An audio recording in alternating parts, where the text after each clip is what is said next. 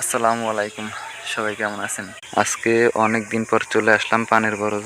এই পানের বরজটা হলো আমার বন্ধুর পানের বরজ। লতায় যেসব পান দেখতে পাচ্ছেন এগুলো হচ্ছে সব নতুন পান, আর এর নিচে পুরান পানও ছিল, সবগুলো বেড়ানো শেষ। দয়া করে চ্যানেলটা সবাই একটু সাবস্ক্রাইব করে নেবেন। বরিশাল জেলার উজিরপুর থানা। এগুলো কি গাছ আমি বুঝতেছি না ভালো।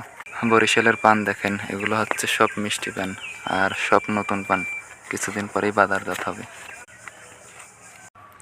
বন্ধুর পানের বরজে আসলাম। এগুলো হচ্ছে খৈর, এই যে এই রকমের করে পানের গোড়ায় গোড়ায় দিতে হয়। অতিরিক্ত বৃষ্টি হওয়ার কারণে পানের সাইজ একদম ছোট হয়ে গেছে। এই পেশটাতে এখনো খৈর দেওয়া হয় নাই, এই পেশটাতে দেওয়া হয়েছে। দেখেন কত সুন্দর দেখা যায়। ওই যে আমার বন্ধু এক মাথা থেকে দিতেছে। বরিশালের পানের বরজ দেখেন কত সুন্দর, পান খেতেও ভারী মিষ্টি লাগে। দাইরে এখনো কাদা আছে, কারণ কিছুক্ষণ আগেও বৃষ্টি হয়ে গেছে। দয়া করে চ্যানেলটি সবাই একটু সাবস্ক্রাইব করে নেবেন। অতিরিক্ত বৃষ্টির কারণে লতার আগা একদম সাদা হয়ে গেছে। দেখেন এই লতার পান খেতে যে মিষ্টি লাগে তার থেকে এটার পান খেতে আরো বেশি মিষ্টি লাগে। আমি আজকে আসছি বরিশালের পানের বরজ দেখতে। আমাদের নিজের পানের বরজ আছে, আর এই পানের বরজটা হচ্ছে আমার বন্ধুর।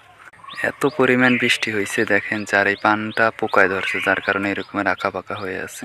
খুবই সুন্দর পানের বা আর কি বরজ দেখতে। যারা দেখেন নাই তারা একটু দেখে নেন, বাস্তবে দেখতে আরও সুন্দর। ভালো থাকবেন সবাই, আল্লাহ হাফেজ।